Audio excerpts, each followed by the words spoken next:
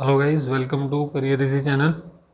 तो इस वीडियो के अंदर हम डिस्कस करेंगे state space analysis with non zero initial condition. आपको पता है पहले जो हमने क्वेश्चन जो भी पार्ट डिस्कस किया उसके अंदर इनिशियल कंडीशन जीरो थी। तो अभी देखते हैं अगर इनिशियल कंडीशन कुछ वैल्यू उनकी आती है, अगर इनिशियल कंडीशन जीरो नहीं है तो सिस्टम के ऊपर क्या फ़र्क पड़ता है। तो पॉइंट ये है कि मैं क्या करूँगा, यहाँ से इसका लैपलेस इक्वेशन नंबर 1 इसको 1 मान लेता हूँ, इसको 2 मान लेता हूँ। तो मैं क्या करूँगा, इस 1 के अंदर लैपलेस अप्लाई कर दूँगा, लैपलेस। ठीक है, तो लैपलेस जब आप अप्लाई करोगे, जब आप लैपलेस अप्लाई करोगे तो देखो क्या बनेगा, ये बनेगा S x of S minus x of zero. ठीक है, इनिशियल कंडीशन आएगी, इस बार जीरो नहीं हो रही है। ठीक है, is equal to A X of S plus B U of S. Done. तो आप यहाँ से क्या कर सकते हो, इसको उधर ले जाओ, इसको इधर ले आओ, तो यहाँ से बन जाएगा S I minus A into X of S is equal to X of zero plus B U of S. तो यहाँ से फाइनली आपके पास एक्स ऑफ एस की जो वैल्यू आएगी, एक्स ऑफ एस की वो कितनी आ जाएगी, एक्स ऑफ एस की वैल्यू आएगी कितनी, यहाँ से आ जाएगी, देखो इसको उधर ले जाओ, तो ये बन जाएगा S I minus A inverse into X of zero. ठीक है, प्लस प्लस एस आई, ये कितना आ जाएगा, S I minus A inverse into B into U of S. But और एक चीज़ ध्यान रखना, इस केस के अंदर आप ट्रांसफर फंक्शन नहीं फाइंड आउट कर पाओगे। मैंने आपको बताया था ट्रांसफर फंक्शन तभी डिफाइन होता है जब इनिशियल कंडीशन आपके पास जीरो होती है। तो इस बार वो क्वेश्चन पूछेगा भी नहीं आपसे कि ट्रांसफर फंक्शन निकालो, वो क्वेश्चन आपसे पूछेगा आउटपुट, पूछेगा सिर्फ कि आउटपुट निकालो। तो क्या मैं यहाँ से बता सकता हूँ वाई ऑफ एस कितना आएगा, यहाँ से बताओ, यहाँ से वाई ऑफ एस कितना आ जाएगा अगर मैं लैपलेस अप्लाई करता हूँ, लैपलेस, तो ये बन जाएगा सी इंटू एक्स ऑफ एस। और आपके पास एक्स ऑफ एस यहाँ पे अवेलेबल है, तो आप एक्स ऑफ एस की वैल्यू यहाँ से जो आपके पास एक्स ऑफ एस आएगा उसकी वैल्यू यहाँ पे पुट कर देना, तो आपके पास वाई ऑफ एस आ जाएगा। पूछेगा आपसे वो वाई ऑफ टी, आउटपुट पूछेगा हमेशा, तो उसका लैपलेस इन्वर्स कर देना, सिंपल। या फिर इसकी भी करने की ज़रूरत नहीं, आपने क्या करना है, एक्स ऑफ एस आ गया आपके पास, यहाँ से ये एक्स ऑफ एस आ गया, आपने क्या करना है, यहीं पे इसका लैपलेस इन्वर्स कर देना, यहीं पे आपने इसका लैपलेस इन्वर्स कर देना एक्स ऑफ एस का। तो जब आप एक्स ऑफ एस का लैपलेस इन्वर्स करोगे तो आपके पास एक्स ऑफ टी आ जाएगा, इस एक्स ऑफ टी की वैल्यू यहाँ पे पुट कर देना, तो आपके पास आ जाएगी आउटपुट। अभी देखते हैं गेट के अंदर किस टाइप से क्वेश्चन। अच्छा, एक चीज़ और इसके अंदर डिस्कस कर लेता हूँ। आप एक चीज़ नोटिस करो, जो जब मैं यहाँ पे इधर एक्स ऑफ टी की जब मैं वैल्यू पुट करूँगा, ठीक है, जब मैं एक्स ऑफ टी की यहाँ वैल्यू पुट करूँगा तो देखो क्या बनेगा, सी इंटू। अब देखो इसके अंदर जब मैं इसका लैपलेस इन्वर्स करूँगा तो एक्स ऑफ टी के अंदर ना दो पार्ट आएंगे, एक तो ये वाला पार्ट आएगा और एक ये वाला पार्ट आएगा।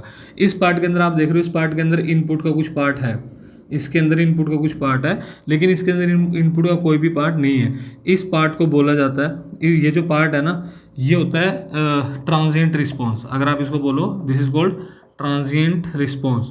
ट्रांजिएंट रिस्पॉन्स मतलब ऐसा रिस्पॉन्स जो बिना इनपुट के, या फिर जीरो इनपुट रिस्पॉन्स, इसको दूसरा नाम दिया जाता है जीरो इनपुट रिस्पॉन्स। ये जो पार्ट होता है ना आउटपुट का, देखो एक्स ऑफ टी की वैल्यू आप यहाँ पुट करोगे, एक्स ऑफ टी के अंदर एक पार्ट ये आएगा, एक पार्ट ये आएगा। ये जो फर्स्ट पार्ट, अब एक्स ऑफ टी के अंदर अगर एक पार्ट आ रहा है तो वाई ऑफ टी में भी दो पार्ट आ रहे हैं, सॉरी, एक्स ऑफ टी में दो पार्ट आ रहे हैं तो वाई ऑफ टी में भी ऐसा आएगा। तो आउटपुट के अंदर दो पार्ट आएंगे, फर्स्ट जो पार्ट आएगा वो ट्रांजिएंट रिस्पॉन्स को शो करेगा, ट्रांजिएंट रिस्पॉन्स, या फिर जीरो इनपुट रिस्पॉन्स जिसके अंदर इनपुट का कोई पार्ट नहीं है। ठीक है, इसको फ्री रिस्पॉन्स भी बोलते हैं, this is also called free response, this is also called free response. लेकिन आप देख रहे हो यहाँ पे इनपुट का ये जो पार्ट होएगा, ये जो पार्ट यहाँ पे रिफ्लेक्ट होएगा आउटपुट के अंदर, इसको बोलते हैं इनपुट रिस्पॉन्स। ठीक है, इसको बोलते हैं इनपुट रिस्पॉन्स या फिर जीरो स्टेट रिस्पॉन्स।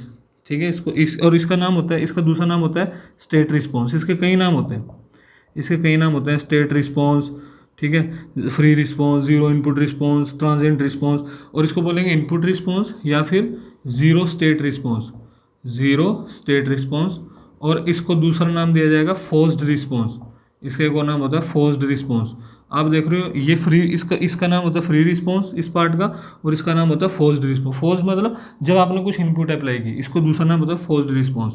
ठीक है, तो ये कुछ एक नाम होता है, आपके नाम से भी पूछा जा सकता है क्वेश्चन। बोलेगा फोर्स्ड रिस्पॉन्स निकालो तो आपने सिर्फ इतना पार्ट डिस्कस करना है, वो बोलेगा ट्रांजिएंट रिस्पॉन्स निकालो तो आपने सिर्फ इतना पार्ट निकालना है। तो ये पॉइंट ध्यान देना जरा, क्योंकि 19 में इस पे इसके ऊपर एक क्वेश्चन बना था गेट के अंदर। ठीक है, तो ओके, तो ये तो थी इसकी थ्योरी। अभी देखते हैं गेट में किस टाइप से क्वेश्चन पूछेंगे, 2 से 3 टाइप के क्वेश्चन है वो डिस्कस करते हैं। ठीक है, तो आपको आइडिया लगेगा।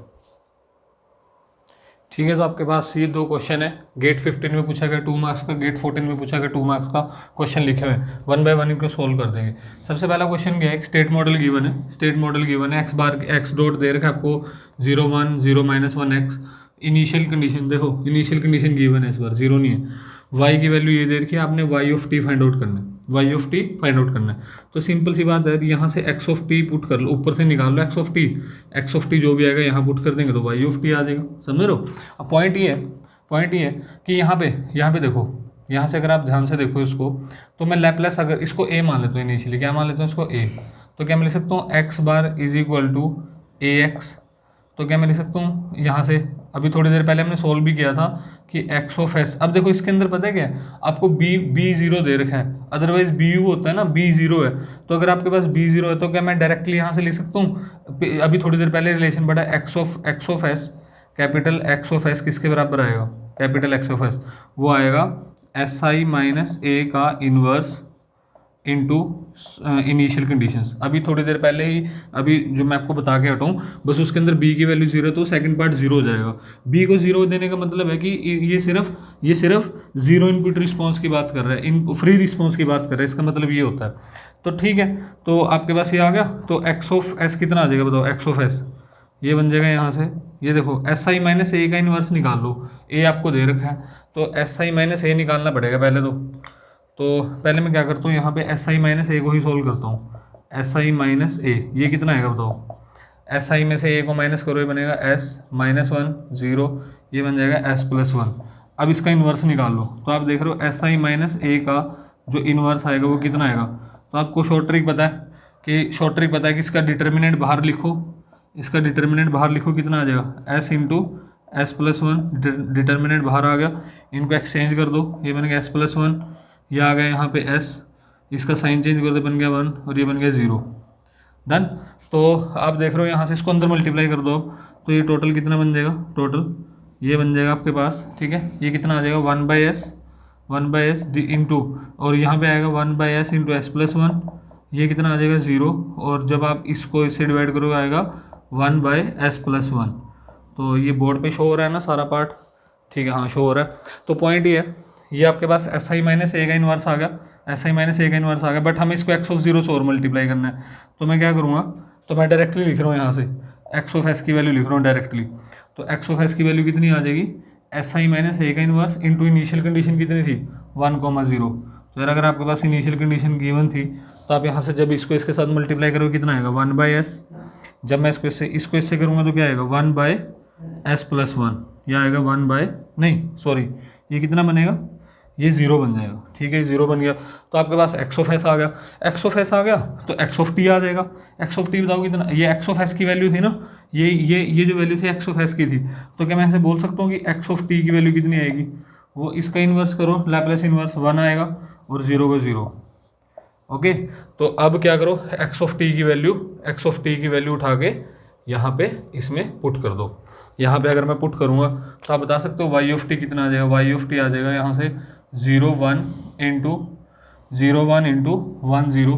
तो जब आप इनको मल्टीप्लाई करोगे आंसर आएगा 0। तो इसका फाइनल आंसर था, उसके अंदर ऑप्शंस गिवन थे तो मैंने ऑप्शन नहीं लिखे, तो इसका फाइनल एक डी ऑप्शन था जिसके अंदर 0 आंसर दे रखा था। तो सिंपल आपके पास जब इनपुट देगा ना, जब ये इनिशियल कंडीशन देगा तो आपके पास ये फॉर्मूला काम आएगा बस कि x of s is equal to SI minus a का इनवर्स इंटू इनिशियल कंडीशन, उससे क्वेश्चन बन जाएगा। अभी एक टाइप ये 15 का क्वेश्चन था, एक मैंने 14 का क्वेश्चन लिखा है। अब इसको ये आपको समझ में आ गया, ठीक है। अभी 14 का क्वेश्चन डिस्कस करते हैं कि ये क्वेश्चन कैसे बनेगा।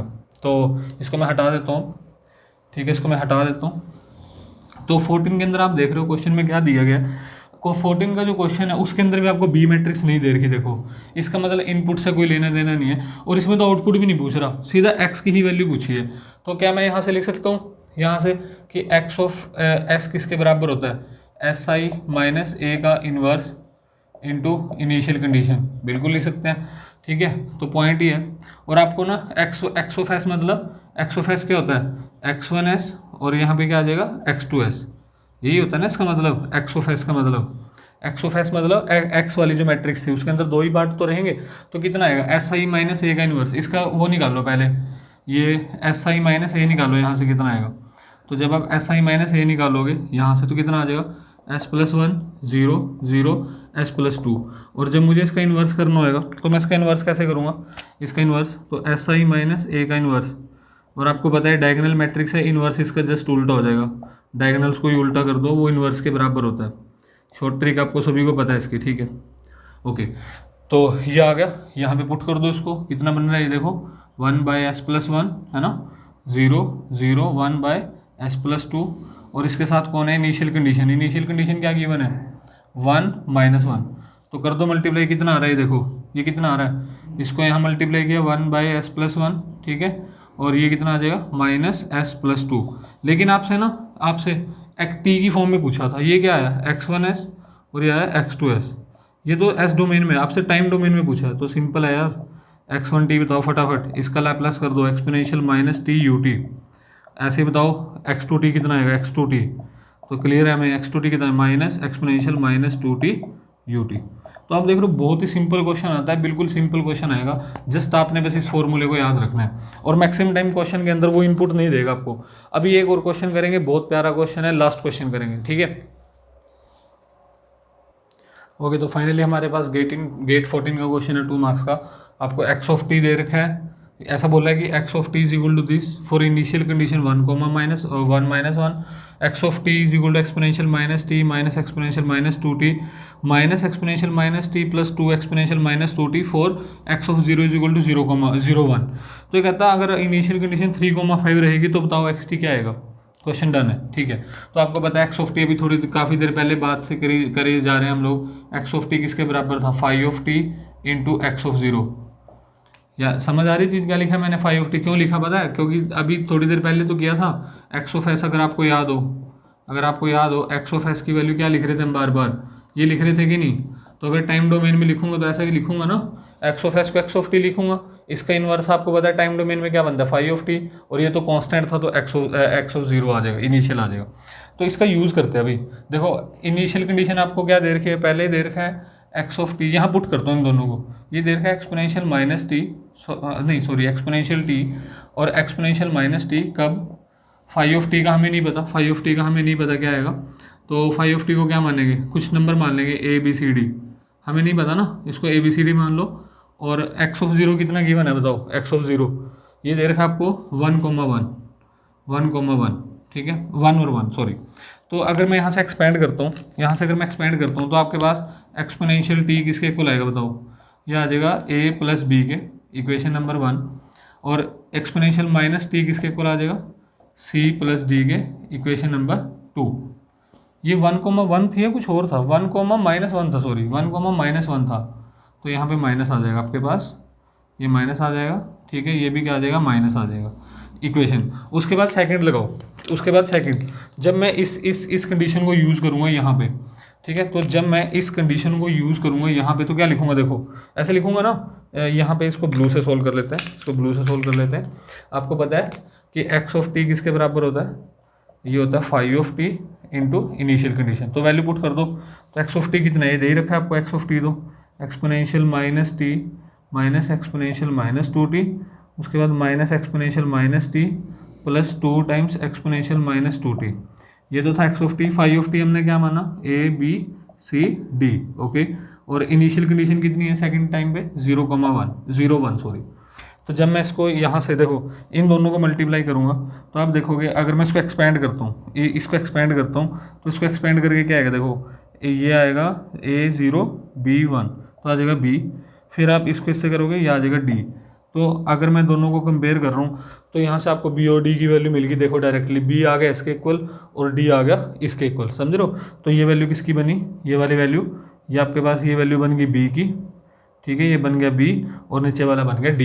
इन दोनों को यहाँ पे यूज़ करूँगा तो आपको A भी मिल जाएगा। निकालो A कितना आएगा, देखो A कितना आ जाएगा, एक्सपोनेंशियल T प्लस B की वैल्यू ये रही, यहाँ पुट कर दो तो कितना आ जाएगा, A बराबर आ जाएगा इसके एक्सपोनेंशियल T के अंदर क्या ऐड करना है, ये B कितना है, देखो ये B रहा, प्लस एक्सपोनेंशियल माइनस T, ठीक है, और minus exponential minus 2t, okay, ये A आ गया।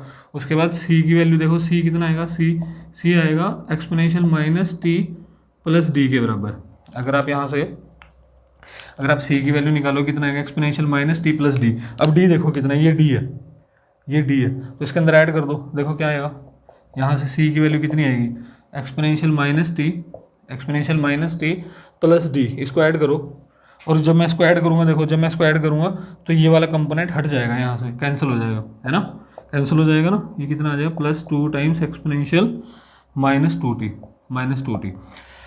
तो अब आपके पास ए बी सी डी सारी वैल्यूज है। चलो सी को थोड़ा सोल्व भी कर लेता हूँ, तो यहाँ से दोनों कैंसिल हुए, 2 एक्सपोनेंशियल माइनस 2t आ गया।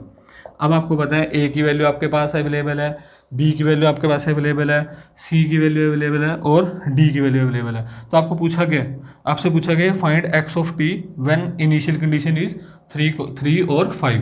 तो जब आपके पास इनिशियल कंडीशन अगर आपको गिवन है तो एक्स ऑफ टी बताओ किसके इक्वल आएगा, फटाफट तो निकाल सकते हो ना।